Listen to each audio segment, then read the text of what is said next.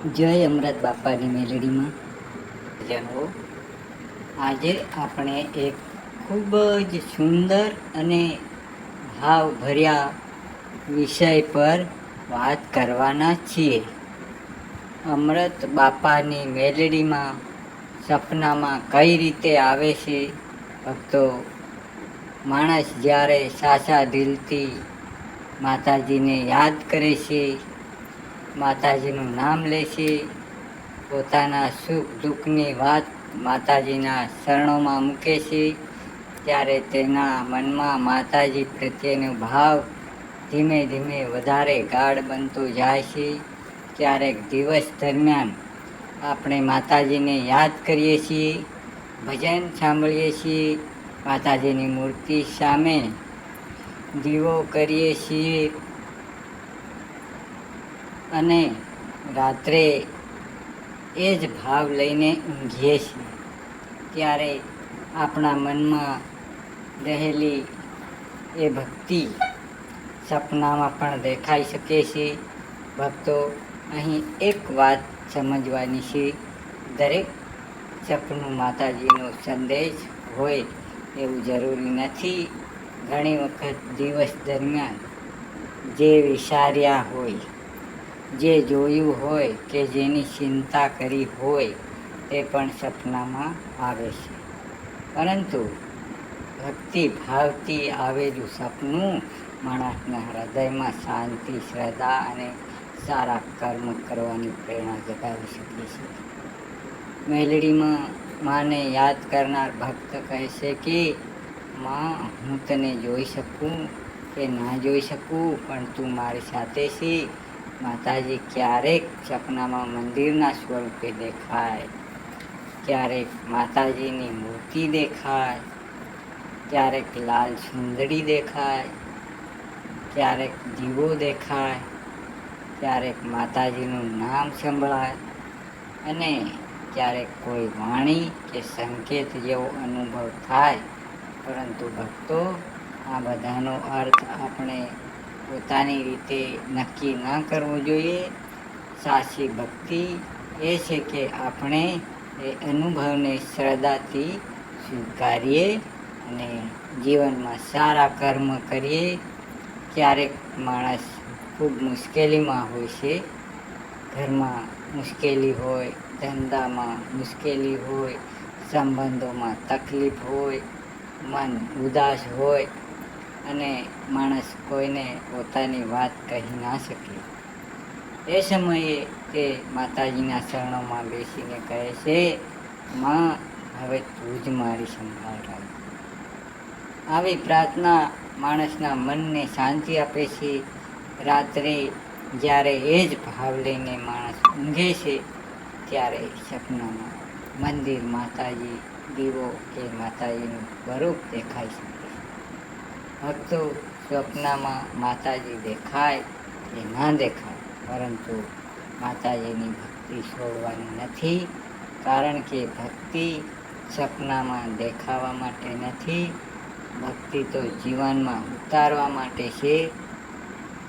જો માતાજીનો ભાવ સાચો હોય તો આપણા બોલવામાં પ્રેમ આવવો જ જોઈએ, આપણા વર્તનમાં નમ્રતા આવવી જ જોઈએ, બીજાના દુઃખમાં ઊભા રહેવાની શક્તિ આવવી જ જોઈએ. ખોટું કામ કરતાં પહેલાં આપણું અંતરાત્મા આપણને રોકે, એ જ માતાજીની સાચી કૃપા છે. કેટલાક ભક્તોને સપનામાં માતાજી હસતા દેખાય છે, કોઈને માતાજી આશીર્વાદ આપતા દેખાય છે, કોઈને મંદિર દેખાય છે, કોઈને દીવો પ્રગટેલો દેખાય છે, કોઈને માતાજીની સુંદરી દેખાય છે અને કોઈ ભક્તને માત્ર માતાજીનું નામ જ સંભળાય છે. આવા અનુભવને લઈને ભક્તના મનમાં શ્રદ્ધા વધે છે. પરંતુ ભક્તો, કોઈને આવું સપનું આવે અને કોઈને ના આવે તો તેનો અર્થ એવો નથી કે માતાજી કોઈના પર કૃપા કરે છે અને કોઈના પર નથી કરતી. માતાજીની કૃપા માત્ર સપનાથી માપી શકાતી નથી. માતાજીની કૃપા તો આપણે જીવતા જીવનમાં અનુભવીએ છીએ. જ્યારે મુશ્કેલીમાં રસ્તો મળે, જ્યારે નિરાશામાં આશા મળે, જ્યારે ખોટું પગલું ભરતા પહેલાં મન અટકી જાય, જ્યારે દુઃખમાં પણ હિંમત રહે, ત્યારે સમજવું કે માતાજીની ભક્તિ આપણને અંદરથી મજબૂત બનાવી રહી છે. ભક્તો, અમૃત બાપાની મેલડીમાં પ્રત્યેની શ્રદ્ધા રાખીને આપણે એક વાત હંમેશા યાદ રાખવી જોઈએ. મા પાસે ચમત્કાર માંગતા પહેલાં સારા કર્મ કરવાની શક્તિ માંગવી છે. માતાજીને કહો, માં મને સાચો રસ્તો બતાવજે, મારા મનમાંથી અહંકાર દૂર કરજે, મને કોઈનું ખરાબ ના વિચારવાની બુદ્ધિ આપજે, મારા પરિવારને સુખી રાખજે, અને જ્યારે હું મુશ્કેલીમાં હોઉં ત્યારે મને હિંમત. આવી પ્રાર્થના કરનાર ભક્તનું મન ધીમે ધીમે શાંત થવા લાગે છે. ક્યારેક સપનામાં આપણને એવી વ્યક્તિ દેખાય છે જે હવે આપણી સાથે નથી.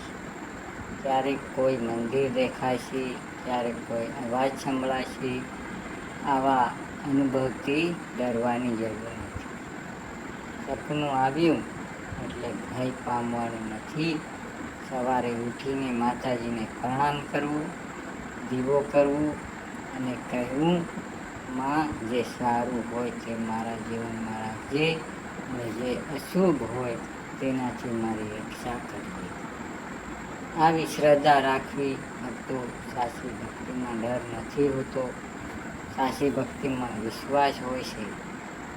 જ્યારે માણસ કહે છે મારી માં મારી સાથે છે, ત્યારે મુશ્કેલી મોટી હોય છતાં હૃદયમાં હિંમત રહે છે. મેલડી માને યાદ કરીને જો કોઈ ભક્ત છૂએ છે તો તેને અંતિમ વિચાર પણ માતાજી હોય છે. એ કારણે માતાજી સંબંધિત સ્વપ્ન આવવું શક્ય છે. પરંતુ આપણને કોઈ સપનાને લઈને અંધશ્રદ્ધા ના ફેલાવવી. જો સપનામાં કોઈ ચોક્કસ ઘટના દેખાય તો તેને આધારે મોટો નિર્ણય તરત જ ના લેવો. માતાજીની ભક્તિ સાથે સમજદારી પણ રાખવી. ભક્તિ અને બુદ્ધિ બંને સાથે હોય ત્યારે જીવન સુંદર બને છે. મારા વહાલા ભક્તજનો, આજે રાત્રે જ્યારે તમે ઊંઘવા જાઓ ત્યારે માત્ર એક જ વાર પ્રેમથી કહેજો, જય મેલડીમાં.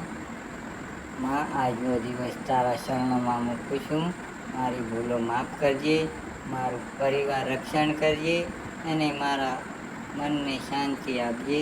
પછી નિશ્ચિત થઈને ઊંઘજો. માતાજી સપનામાં આવે તો પણ શ્રદ્ધા રાખજો, ના આવે તો પણ શ્રદ્ધા રાખજો. કારણ કે માતાજી સપનામાં દેખાય એ મોટી વાત નથી. માતાજી આપણા હૃદયમાં રહે એ સૌથી મોટી વાત છે.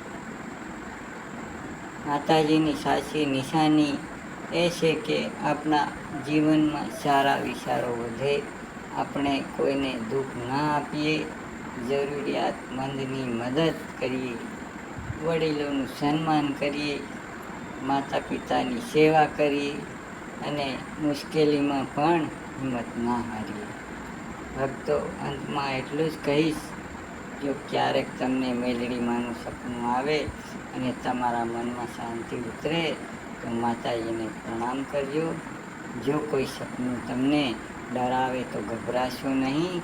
ભગવાનનું નામ લો, મન શાંત રાખવું અને જરૂરી હોય તો વિશ્વાસ વ્યક્તિ સાથે વાત કરો. સપનાને જીવનનો નિર્ણય બનાવશો નહીં. સારા કર્મને જીવનનો આધાર બનાવજો. માતાજીના શરણોમાં એક જ પ્રાર્થના, હે મેલડીમાં, અમારા ઘરમાં સુખ રાખજો, અમારા મનમાં શ્રદ્ધા રાખજો, અમારા કર્મમાં સચ્ચાઈ રાખજો, અને જ્યારે જીવનમાં અંધકાર આવે ત્યારે અમને સાચો રસ્તો બતાવજો. જય અમૃત બાપાની મેલડીમાં, જય મેલડીમાં. જો તમને આ પ્રવચન ગમ્યું હોય તો વિડીયોને લાઈક કરજો. તમારા પરિવાર અને મેલડીમાંના ભક્તો સુધી આ વિડીયો શેર કરજો. અને આવા જ ભક્તિ ભાવના પ્રવચન માટે અમારી ચેનલને સબસ્ક્રાઈબ કરવાનું ભૂલશો નહીં. કોમેન્ટમાં પ્રેમથી લખજો, જય અમૃત બાપાની મેલડીમાં.